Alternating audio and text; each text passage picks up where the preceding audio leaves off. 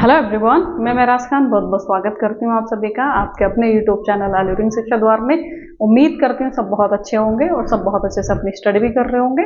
तो बच्चों, आज की क्लास इस वीडियो में मैं आपको पढ़ाने नहीं आई हूँ, मैं कोई आपको टॉपिक नहीं पढ़ाने आई हूँ, लेकिन मैं कुछ खास बातें आपके साथ शेयर करने आई हूँ। अगर आप उनको फॉलो करेंगे तो इंशाल्लाह आपका एग्जाम अच्छा होगा और आपका सिलेक्शन होगा। ठीक है, मतलब इंक्रीज जरूर होगा आपका, कुछ जो स्कोर है वो जरूर बूस्ट होगा। तो क्या है वो जरूरी बातें, आप जरूर सुनिएगा। अगर आप कल एग्जाम देने जा रहे हैं बीए का, बीए बीएड का, या फिर बीएससी या फिर बीएससी बीएड का, कल एमयू का एग्जाम है, एंट्रेंस है, तो मैं उसकी बात कर रही हूँ। सबसे पहले तो ये है कि अभी आपको क्या करना है, हॉल टिकट अपना प्रिंट करा के अपना रख लेना है। और हॉल टिकट में ये ध्यान रखना है कि आपके हॉल टिकट दो आए हैं, बीए वालों का एक है, बीएससी वालों का हॉल टिकट भी एक है, लेकिन बीएससी बीएड हो या फिर बीए बीएड हो, उनके हॉल टिकट दो आए हैं। ठीक है, हॉल टिकट दो आए हैं, पेज 1 पेज 2। वो क्यों आया है? अब 30 मिनट्स का क्या चक्कर है इसमें, ये भी कि पार्ट ए पार्ट बी करके उनका हॉल टिकट आया है। उसकी वजह ये है कि मतलब ये इन्होंने बीए का और बीए बीएड का जो टेस्ट है वो इन्होंने मर्ज कर दिया। ठीक है, बीएससी और बीएससी बीएड का पेपर भी इन्होंने मर्ज कर दिया। अगर किसी बच्चे ने बीए का फॉर्म फिल किया है तो वो बीए का जो 100 क्वेश्चंस आते हैं, इंडो इस्लामिक, रीजनिंग, इंग्लिश और करंट अफेयर, जीके, वो देखे वो एग्जाम सेंटर से चला जाएगा। ठीक है, उसका काम खत्म, क्योंकि उसने बीए का ही फॉर्म भरा था और बीए का उसने एग्जाम दे दिया। अब जिसने फॉर्म भरा था बीए बीएड का, तो क्योंकि उनका सिलेबस सेम है 100 मार्क्स का, उसमें इंग्लिश बीए में भी है, बीए बीएड में भी इंग्लिश है 25 की, उसमें 40 मार्क्स का करंट अफेयर जीके बीए में है तो 40 मार्क्स का करंट अफेयर्स और जीके बीए बीएड में भी है, उसमें रीजनिंग 10 मार्क्स का है बीए में तो 10 मार्क्स का बीए बीएड में भी है, इंडो इस्लामिक उसमें 25 का है तो बीए बीएड में भी 25 मार्क्स का इंडो इस्लामिक है। मतलब ये है कि दोनों की अगर बात करें तो 100 मार्क्स का जो पेपर है वो सेम है, चाहे वो बीए हो चाहे वो बीए बीएड हो, तो उनका पेपर भी सेम होगा, उनका पेपर भी एक ही साथ होगा। अब जिन बच्चों ने बीए का दिया था वो पेपर देके चले जाएंगे, उसके बाद में 2 से 3 मतलब 3 से 5 बजे तक उनका पेपर होगा 2 घंटे का। उसके बाद में फिर स्टार्ट होगा बीए बीएड वालों का एक जो पेपर है पार्ट बी, क्योंकि उन्होंने बीएड का भी भरा है ना, बीए का भी भरा है बीएड का भी भरा है, ऐसा समझिए। तो बीए का तो उन्होंने पेपर दे दिया, लेकिन बीएड के लिए उन्हें टीचिंग एप्टीट्यूड अलग से करना होगा। टीचिंग एप्टीट्यूड के लिए रुकना होगा, जो 5:15 पे आपका पेपर स्टार्ट होगा, उसी सेंटर पे होगा, आपको कहीं अलग से जाने की जरूरत, अलग सेंटर पे जाने की जरूरत नहीं होगी। तो आपको फिर 5:15 पे दूसरा पेपर अटेम्प्ट करना होगा, पार्ट बी। ठीक है, पार्ट बी, तो इसमें होगा टीचिंग एप्टीट्यूड जो कि 30 मिनट चलेगा, क्वेश्चन होंगे उसमें 25। अब आपको ये क्लियर हो गया होगा कि क्या बीए वाले बच्चों को करना है, क्या बीए बीएड वाले बच्चों को करना है। सबसे पहली बात तो जिस बच्चों ने अपना होल टिकट में सिर्फ एक पेज डाउनलोड करके प्रिंट करा लिया है, सबसे पहले वो दोनों पेज अपने प्रिंट कराइए, दोनों पेज लेकर जाना है उसको, पार्ट ए पार्ट बी दोनों। ठीक है, दोनों प्रिंट कराना है। ध्यान से सुनिएगा, जो बच्चा बीए बीएड या फिर बीएससी बीएड का पेपर देने जा रहा है, उसके होल टिकट में 2 पेज आए होंगे, पेज 1 पेज 2। ठीक है, पार्ट ए पार्ट बी, उसको दोनों प्रिंट करा के दोनों लेके जाना है। एक पार्ट जो है उसका पार्ट ए, वो उसका कॉमन पेपर है सबका, बीए वालों का हो चाहे बीए बीएड वालों का है, चाहे बीएससी वालों का है बीएससी बीएड वालों का है, उनका पेपर एक कॉमन होगा। बीएससी बीएड वालों का जो उनका सिलेबस है उसकी बात कर रही हूँ मैं। ठीक है, बीएससी और बीएससी बीएड की मैं बात कर रही हूँ, तो उनका सिलेबस सेम 100 मार्क्स का। वही बीए की बात करूं, बीएससी बीएड की बात करूं, तो उसमें 100 मार्क्स का सिलेबस सेम है। ठीक है, तो इसका मतलब यह है उनका पेपर सेम होगा, तो एक पेपर उनका पार्ट ए तो उसमें चला गया। ठीक है, पार्ट बी के लिए उन्हें पार्ट बी का हॉल टिकट प्रिंट कराना है, डाउनलोड कराना है, डाउनलोड करके प्रिंट कराना है। ठीक है, जो कि टीचिंग एप्टीट्यूड उन्हें सॉल्व करना होगा, टीचिंग एप्टीट्यूड का एग्जाम देना होगा। अगर उनका टीचिंग एप्टीट्यूड पार्ट बी उनका छूट गया तो वो बीए बीएड में नहीं काउंट होंगे, ध्यान रखिएगा। ठीक है, चलिए ये क्लियर हो गया कि फिर होल टिकट का क्या चक्कर है, 2 होल टिकट क्यों आए आपके पास, इसलिए समझ गए होंगे कि होल टिकट इसलिए आए, जिसने बीएड का भरा है, बीए बीएड का या बीएससी बीएड का, वो दोनों पेज प्रिंट करा के लेके जाएं। बार बार बोल रही हूँ, अब आपको क्लियर हो गया होगा कि 2 क्यों आया है और आपको 30 मिनट्स का क्या चक्कर है। क्लियर है? उसके बाद में अब मैं आती हूँ आपकी स्टडी पे। देखिए बच्चे, आपने चाहे 1 महीना पढ़ा, चाहे आपने 6 महीने पढ़ा, चाहे आपने 2 साल पढ़े, चाहे आपने 1 साल पढ़ा, डजंट मैटर। अब आप इसको रखिए। अब आपको क्या करना है, जो आपने कर लिया सिलेबस कंप्लीट कर लिया होगा, जिसका अगर सिलेबस कंप्लीट नहीं हुआ है वो छोड़ दीजिए, ठीक है। अब इतना टाइम नहीं है कि आप उसके सिलेबस को कंप्लीट करने बैठे, उसको छोड़ दीजिए। जो पढ़ लिया है आपने उसको रिवीजन करिए, कम से कम जो आपने पढ़ लिया है वो आपसे ना छूटे, इसका ध्यान रखिएगा। जो आपने कर लिया है कम से कम वो आपसे ना छूटे, और जो नहीं किया है, कहीं ऐसा ना हो कि जो नहीं किया वो तो छूटेगा ही छूटेगा, और जो किया है वो रिवीजन ना करने की वजह से छूट जाए। तो आपको ध्यान रखना है कि जो पढ़ लिया है उसको बार बार रिवाइज कर लीजिए, ताकि वहां से क्वेश्चन गलत ना हो। तो अब आपको न्यू कुछ भी नहीं पढ़ना है, जो आपने पढ़ लिया उसको रिवीजन करना है, चाहे वो इंडो इस्लामिक हो, चाहे वो इंग्लिश हो, चाहे वो रीजनिंग हो, चाहे वो टीचिंग एप्टीट्यूड हो, ठीक है। तो सेकंड पॉइंट मेरा इस वीडियो में बताने का ये है कि अब आपको कुछ भी न्यू नहीं पढ़ना है, चाहे वो जीके वीके जो भी है, ये साइंस वाले बच्चे हैं, हिस्ट्री सॉरी केमिस्ट्री फिजिक्स का बायो जो भी है, बच्चे मैं ये कहना चाह रही हूँ कि आपने जो पढ़ लिया उसको रिवीजन करिए, ठीक है। न्यू पढ़ने की कोशिश मत करिए। अगर हो सकता है कि अगर आपने लास्ट ईयर का पेपर ना लगाया हो, उसे लास्ट ईयर के लगा लियो, तो लास्ट ईयर का पेपर आप लगा सकते हो, अभी आपके पास इतना टाइम है। लेकिन आपको रिवीजन करना है और आपको जो है मतलब न्यू कुछ भी नहीं पढ़ना है। ये आपकी सेकंड बात होगी। अब मैं अगर नेक्स्ट पॉइंट बात आऊं, तो नेक्स्ट पॉइंट है कि आपको जो करना है वो मतलब अभी मेरी वीडियो आपके पास जब तक पहुंचेगी शायद 10 बज चुके होंगे, क्योंकि अभी जो मैं रिकॉर्ड कर रही हूँ वो 8:30 बजे कर रही हूँ, इसको और भी चीजें होती हैं तो प्रोसेस में रहता है, तो शायद 10 बजे तक आपके पास ये वीडियो आए। तो बच्चों इस वीडियो को देखने के बाद में मैं नहीं बोलूंगी आपसे कि देर रात तक आप पढ़ें, ठीक है। देर रात तक नहीं पढ़ना है, जल्दी सोना है और मॉर्निंग में उठना है। रिवीजन फ्रेश माइंड से एक बार फिर से रिवीजन कर लेना है सेंटर पर पहुंचने से पहले। अपने नोट्स बनाए होंगे, सेंटर पर पहुंचने से पहले एक बार फिर से रिवीजन कर लेना है। इसका मतलब ये है कि जो बीएससी वाले बच्चे हैं, बीएससी बीएड वाले बच्चे हैं, वो अब देर रात तक ना पढ़ें, जितना पढ़ लिया है उसको बंद करके सुबह में बस इतना जल्दी उठ जाएं कि वो एक बार फिर से 1 घंटा अपनी स्टडी को दे सकें, रिवीजन कर सकें और फटाफट तैयार होकर अपने सेंटर पे जा सकें, ठीक है। तो नेक्स्ट पॉइंट हमारा ये था कि रात में आपको देर रात तक नहीं जागना है। फिर अब नेक्स्ट पॉइंट की अगर मैं बात करूं तो वो ये है कि मॉर्निंग में अगर आप उठ गए जल्दी, आपने रिवीजन को कि अरे ये छूट गया वो छूट गया, इसको भी पढ़ लें इसको भी पढ़ लें, बच्चे जो ज्यादा इंपॉर्टेंट लग रहा है ना आपको, मोस्ट इंपॉर्टेंट जहां से क्वेश्चन आने की उम्मीद है, आपको लग रहा है यहाँ से हर बार क्वेश्चन आता है, तो वो रिवीजन करके जाइए। सारा अगर नहीं हो पा रहा छोड़ दीजिए, है ना, लेकिन एग्जाम सेंटर पर टाइम से पहुंचिए। रिवीजन करने के चक्कर में ऐसा ना हो कि आप टाइम पे ना पहुंचे और आपका एग्जाम मतलब आप उसने बेहतर तरीके से ना कर पाए जितने की उम्मीद की है, क्योंकि सेंटर पर अगर लेट पहुंचे तो वही है, फिर आपका माइंड सेट होने में टाइम लगेगा ही लगेगा, है ना। अब ये बात आ गई कि अब आपको क्या करना है, सेंटर पे टाइम से पहुंचना है, ठीक है। मतलब आपने हॉल टिकट प्रिंट करा लिया, अपने उसमें किट तैयार कर ली, पेन पेंसिल जो भी आपको ले जाना है वो आपने किट तैयार कर ली, हॉल टिकट पे पिक्चर वगैरह लगा लिया, फोटो लगा लिया और आपने वो रख लिया। फिर हमने बात की कि आपको क्या करना है कि रिवीजन करना है, लेकिन जो आपका छूट गया, जो आपने अभी तक नहीं सिलेबस कवर किया उसको छोड़ देना है, सिर्फ रिवीजन करना है, ठीक है। फिर हम नेक्स्ट पॉइंट पाए कि आपको देर रात तक नहीं पढ़ना है, आपको जल्दी सो जाना है। फिर हम और नेक्स्ट पॉइंट पाए कि आप सुबह में जल्दी उठ के आपको रिवीजन कर लेना है 1 घंटा इंपॉर्टेंट चीजों का, इंपॉर्टेंट फैक्ट का, इंपॉर्टेंट नोट्स का। फिर उसके बाद हम आए कि आप एग्जाम सेंटर पर आप चले गए हैं, एग्जाम सेंटर पर जब आप चलेंगे तो आप करेंगे पेपर, है ना। टाइम से पहले पहुंचिए और अपने साथ पानी की बोतल ले जाएं। गर्मी बहुत पड़ रही है, आपको दिख रहा होगा, धूप बहुत तेज है ना, धूप बहुत तेज होगी। अभी तो मैं इवनिंग में वीडियो रिकॉर्ड कर रही हूँ तो धूप नहीं है, लेकिन उस टाइम पे धूप होगी, है ना। तो आपको ठंडा पानी अपनी बोतल में एक बार लेके चले जाना है। वहां भी फैसिलिटी ये कुछ देते हैं, कुछ लोग अपना वाटर कूलर वगैरह रखते हैं, लेकिन फिर भी अपनी बोतल अपनी साथ लेकर जाएं, ठीक है। वहां पानी पी लें और फिर आप एग्जाम सेंटर पे एंट्री कर जाएं। उसके बाद में एग्जाम सेंटर पे जब आपके पास पेपर आएगा, तो पेपर आने के बाद में फिर आप पेपर आने से पहले आपको बैठ जाना है। बैठने के बाद में आपको थोड़ा गहरी सांस लेनी है, ठीक है। कुछ बच्चे की ना एकदम सांस फूलने लगती है ना, उसके बाद में उनको पसीना छूटने लगता है। ऐसा कुछ भी नहीं है बच्चे, सिर्फ एक एग्जाम है और कुछ नहीं है। आपको लंबी सांस लेनी है, ठीक है, गहरी सांस लेनी है, छोड़नी है।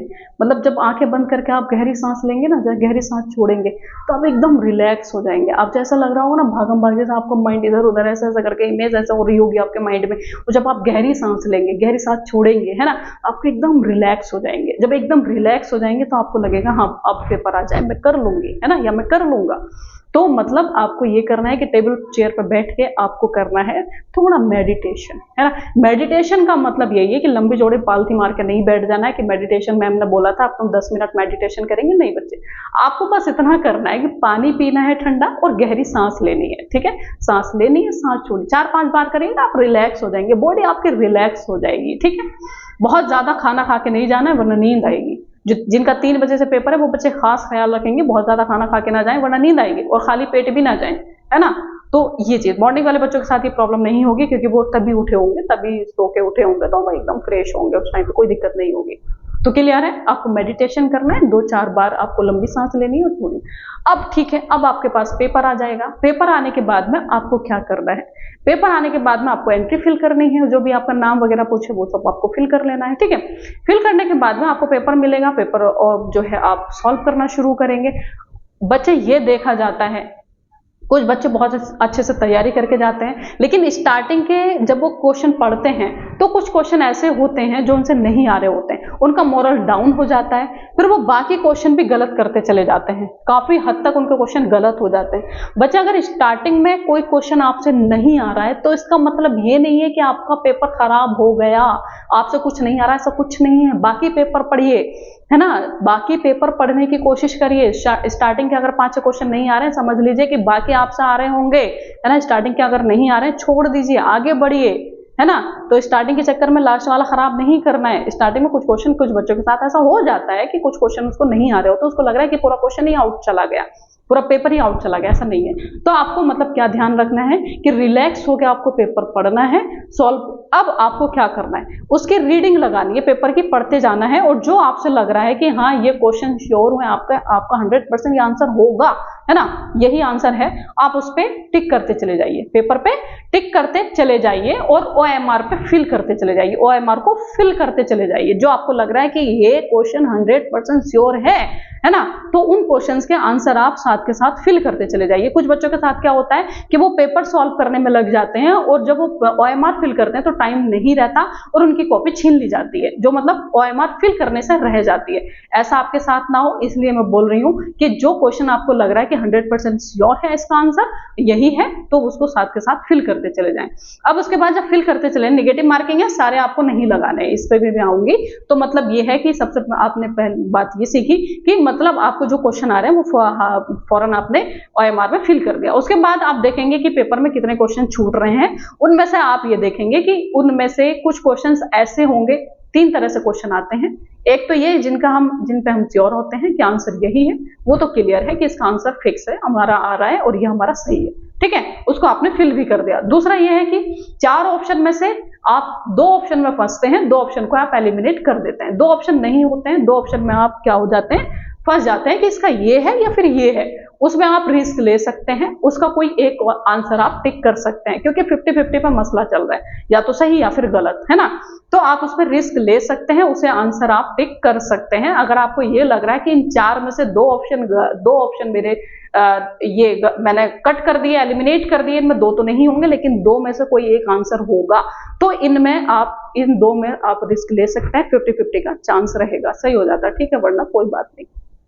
फिर आते हैं एक दूसरे टाइप के जो क्वेश्चन होते हैं, ऐसे क्वेश्चन भी होंगे जिनका आंसर आपको नहीं आ रहा होगा, चारों के चारों ऑप्शन आपके लिए न्यू होंगे और आप कंफ्यूज होंगे कि चारों ऑप्शन में से आपको कुछ नहीं आ रहा होगा। तो मेहरबानी करके ऐसे क्वेश्चन को आप छोड़ दें, अटेम्प्ट ना करें, क्योंकि निगेटिव मार्किंग है, सारे आपके इसमें चले जाएंगे।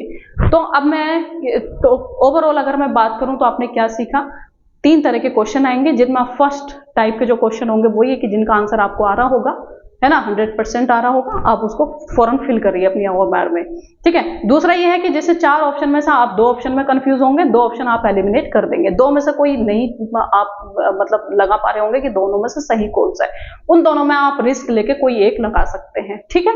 फिर तीसरे टाइप का जो क्वेश्चन होगा जिसमें चारों ही ऑप्शन आपसे नहीं आ रहे होंगे, वो क्वेश्चन आपके लिए न्यू होगा, ऑप्शन भी आपके लिए न्यू होंगे। मेहरबानी करके उस क्वेश्चन को छोड़ दीजिए, वरना निगेटिव मार्किंग में वो बाकी को भी ले जाएगा। तो अब आपको इस तरह से फिल करना है अपनी OMR, ठीक है। एक बार आप पेपर जब आप हो जाए तो टाइम का खास ख्याल रखिएगा, टाइम से पहले अपना सॉल्व करके OMR में फिल कर दें जो आपसे आ रहा है। क्लियर है। उसके बाद में ठीक है, आप जो है जो यूनिट आपको लग रहा है इजी है, जो आपकी बेस्ट होगी उसको सबसे पहले लगा लीजिएगा। जो यूनिट टफ है जैसे रीजनिंग है ना, आपको कैलकुलेशन करनी पड़ेगी, वो सबसे बाद में लगा लीजिएगा अगर आपको लग रहा है तो।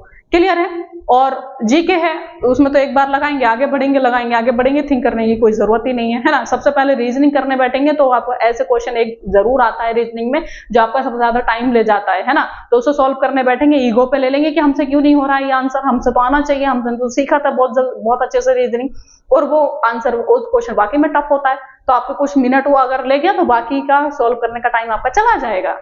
ये ट्रिक समझिए, एग्जामिनर की जो होती है ना, कुछ क्वेश्चन जो सेट करते हैं वो रीजनिंग का कोई एक ऐसा क्वेश्चन डालेंगे जो आपका सबसे ज्यादा टाइम उसको ले जाएगा, और बच्चे ईगो पे ले लेते हैं कि हमने सीखा था कैसे नहीं होगा आंसर, कैसे नहीं हमसे सॉल्व होगा, तो बच्चे उसको छोड़ देना है। ठीक है, आगे बढ़ना है और रीजनिंग का कोशिश करिएगा आप लास्ट में लगाएं। ठीक है। उसके बाद में जो बीएड वाले बच्चे रुकेंगे टीचिंग एप्टीट्यूड के लिए, तो उनको 15 मिनट दिए जाएंगे। 15 मिनट के बाद में पेपर सॉल्व जो है उनके हाथ में आएगा टीचिंग एप्टीट्यूड का। तो टीचिंग एप्टीट्यूड को सॉल्व ऐसे ही करना है जैसे मैंने इससे पहले जो वीडियो बनाई है, 2 वीडियो आपके पास आई है, उससे पहले भी मैंने प्रीवियस क्वेश्चन पेपर सॉल्व करवाए हैं ट्रिक्स के जरिए। जो नेगेटिव पॉजिटिव वर्ड्स हैं उसका आप ध्यान रखेंगे, जो एलिमिनेट हो सकते हैं ऑप्शन उसको एलिमिनेट कर दीजिए, बाकी का आप उसमें से मोस्ट इंपोर्टेंट वाला या मोस्ट पॉजिटिव वर्ड्स है उसके बेस पर आप अपना आंसर ले आइए। और टीचिंग एप्टीट्यूड को सॉल्व करना है आपको 3-4 बातें ध्यान में रखते हुए, जैसे आपको अपने आप को टीचर मानना है, बच्चा नहीं माने, स्टूडेंट नहीं मान के आपको सॉल्व करना है, आपको अपने आप को स्टूडेंट्स नहीं मानना है, टीचर मान के आपको सॉल्व करना है। ठीक है, एक ऐसा टीचर जो आइडियल है, जो बच्चे के लिए बहुत कुछ करता है, बच्चे की भलाई के लिए सोचता है, बच्चे के अच्छे के लिए बहुत कुछ करता है ना, इस तरह का बच्चे उसको कॉपी करते हैं, उसको आइडियल मानते हैं ना, तो इस तरह का जो टीचर है वो कभी भी बच्चे का गलत नहीं करेगा, पनिश नहीं करेगा, डांटेगा नहीं, भगाएगा नहीं, उसको नंबर नहीं काटेगा, उसको फेल नहीं करेगा, बेवजह उसको पनिश नहीं करेगा। इस तरह की आप जो है ध्यान में रखिएगा बातें, तो आपका इंशाल्लाह टीचिंग एप्टीट्यूड भी अच्छा होगा। तो यही बात मैं आपसे करने वाली थी। हॉल टिकट का खास ख्याल रखिएगा, भूलिएगा नहीं, 2 पेज आपको मिलेंगे, दोनों पेज आपको लेके जाने हैं हॉल टिकट के। और बाकी कैसे अटेम्प्ट करना है ये भी मैंने बोल दिया। मेडिटेशन बहुत जरूरी है, जरूर करिएगा, है ना। ठंडा पानी जरूर लेके जाइएगा, बहुत ठंडा नहीं कि एकदम बर्फ ले जाएं, लेकिन बहुत मतलब नॉर्मल की मैं बात कर रही हूँ, है ना। और उसके बाद में जो है सेंटर पर टाइम से पहुंचिएगा और इंशाल्लाह आपका एग्जाम अच्छा होगा। अब इतना करने के बाद भी कुछ बच्चे अगर सिली मिस्टेक्स करके आ जाते हैं, कुछ बच्चों का क्वेश्चन गलत हो जाता है, तो बच्चे एक चीज का ध्यान रखिएगा, हमारे हाथ में मेहनत होती है, रिजल्ट खुदा के हाथ में होता है। ठीक है, इतना कुछ करने के बाद भी आपने 100% अपनी तरफ से दिया, लेकिन फिर भी एग्जाम अच्छा नहीं हुआ है, तो आपको घबराना नहीं है, आपको परेशान नहीं होना है, आपको रोना नहीं है। क्यों? क्योंकि शायद इसमें कुछ बेहतर होने वाला है, क्योंकि हमारे हाथ में रिजल्ट नहीं है, हमारे हाथ में मेहनत है, देने वाला खुदा है, रिजल्ट देने वाला खुदा है, रिजल्ट खुदा के हाथ में। तो रिजल्ट खुदा के हाथ में, तो ये फिर हमारा काम कैसे हो सकता है ना। हम इस पे कैसे थिंक कर सकते हैं कि मुझे सीट मिलेगी या फिर नहीं मिलेगी। हो सकता है आपका एग्जाम जितना मतलब कम नंबर आ रहे हैं, लेकिन कम नंबर पे भी आपको सीट मिल जाए, नहीं कहा जा सकता है ना। तो आपको रिजल्ट के बारे में थिंक नहीं करना है, बस अपना 100% एग्जाम में देकर आना है। एग्जाम के बाद में चिल, एकदम कोई टेंशन नहीं। क्यों? क्योंकि आप अपना काम करके आ गए, अब अल्लाह के हाथ में है, रिजल्ट देखा जाएगा, है ना। जो होगा मतलब जो आपको जो खुदा चाहेगा वो आपको दे देगा। तो इसका खास ध्यान रखिएगा, रिजल्ट को लेके टेंशन ना लीजिएगा कि मेरा ऐसा हुआ वैसा हुआ। अब एक बात मैं और बता दूं आपको, अब जब कल पेपर होगा, बीएससी बीएड हो चाहे बीए बीएड हो, हमारे टीचर्स फौरन उसके आंसर की डिस्कस करेंगे। आंसर की वीडियोस आपको मिलना शुरू हो जाएंगी एग्जाम के फौरन बाद। तो इंशाल्लाह आपको कोशिश होगी कि हम सारी आंसर की सही दे सकें, आंसर सारे सही दे सकें। आप मैच करिएगा और अपना सक्सेस को एंजॉय करिएगा। तो ऑल द बेस्ट सभी बच्चों को मेरी तरफ से, है ना। मैंने एक अच्छा यहाँ पर एक लाइंस भी, बहुत अच्छी लाइंस यहाँ पर मैं लेकर आई हूँ कि I believe you have taken every step to win the battle tomorrow. जो कल जो आपका इन द एग्जाम हॉल, जब एग्जाम हॉल में आपका बैटल होने वाला है ना, आप उसमें क्या करोगे, आप उसको फाइट करके विन करके आओगे, जीतोगे। Don't be confuse over because hard works always pay off. Confuse नहीं होना है, हार्ड वर्क हमेशा क्या करता है आपको पे ऑफ, मतलब आपको इनाम देकर जाता है ना। अल्लाह पाक मेहनत करने वालों के साथ होता है, जो मेहनत करते हैं अल्लाह पाक उनको दे देता है।